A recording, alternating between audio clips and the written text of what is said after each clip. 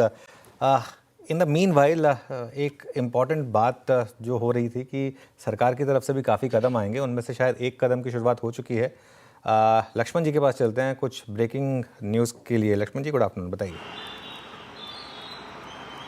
जी, यहाँ जो मुझे सूत्रों से जानकारी मिली है उसके मुताबिक सरकार एक्सपोर्टर्स को एक बहुत बड़ी राहत दे सकती है और वो राहत लिक्विडिटी के मोर्चे पर मिल सकती है। जो सूत्र बता रहे हैं उसके मुताबिक सरकार एक्सपोर्टर्स के लिए लोन मोरेटोरियम का ऐलान कर सकती है। ये जो लोन मोरेटोरियम का ऐलान है, इसके तहत ये होगा कि एक्सपोर्टर्स ने बैंकों से जो लोन ले रखा है, अगर यूएस में एक्सपोर्ट नहीं कर पाने की वजह से वो अपना लोन चुकाने में असमर्थ हैं, तो यहाँ पे सरकार जो है उनको लोन नहीं चुकाने की छूट दे सकती है कुछ समय के लिए।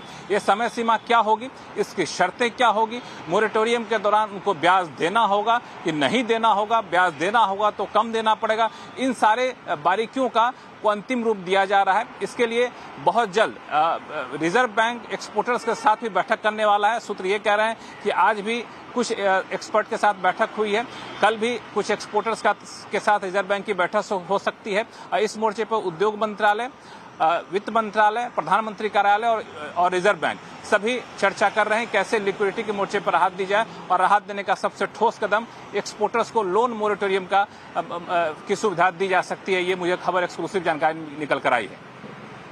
महत्वपूर्ण खबर। देखिए, इस खबर के दो अंश हैं। एक तो किस तरीके से एक्सपोर्टर्स को राहत दिया जाए, उनको वित्तीय सहायता दी जाए।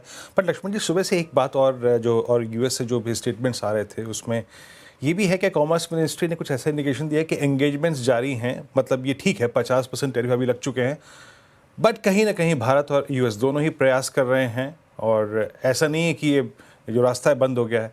देर सवेर इस पे काम हो रहा है, कभी भी ये डेडलॉक जो है वो अंत हो सकता है। जी बिल्कुल, ये बहुत ही बड़ी बात आपने कही। जो अलग अलग सरकार के सूत्रों से, उद्योग मंत्रालय के सूत्रों से जानकारी मिले, उसके मुताबिक ऐसा नहीं कि 50% टैरिफ लग गया तो दोनों देश के नेगोशिएटिंग टीम जो है आपस में बातचीत करना बंद कर दिए हैं। अलग अलग फ्रंट पे, जैसे डिफेंस के फ्रंट पे पहले से साझा अभ्यास चल रहा है, अलग अलग फ्रंट पे बातचीत चल रही है। ट्रेड के मोर्चे पर भी बातचीत के रास्ते यहाँ पे बंद नहीं हुए हैं, लेकिन जो संकेत मिले उसके मुताबिक बातचीत को ठोस स्तर पर ले जाने से पहले कोशिश ये होगी कि 25% जो एडिशनल टैरिफ लगाया गया है रूस से तेल खरीदने के नाम पर, उस पहले 25% एडिशनल टैरिफ को हटा ले यूएस। उसके बाद जो बाकी बचा हुआ 25% टैरिफ रहेगा उसके आधार पर नेगोशिएशन होगा, उस पर नेगोशिएशन होगा। 50% पे नेगोशिएशन होगा, इसकी संभावना कम है। दूसरी महत्वपूर्ण बात कि अभी आपको लोन मोरेटोरियम की बात की, एक तो ठोस बात रही। एक और बात कि सरकार ने सारे स्टेक होल्डर्स के साथ सलाह मशविरा शुरू कर दिया है। उस पूरे सलाह मशविरा को दो हिस्सों में बांटा गया है। एक तरह के कदम सरकार ये उठा सकती है जो मीडियम टर्म में होगा, एक तरह का कदम होगा जो शॉर्ट टर्म में होगा। तो शॉर्ट टर्म में तो एक आपको लोन मोरेटोरियम की बात हो गई।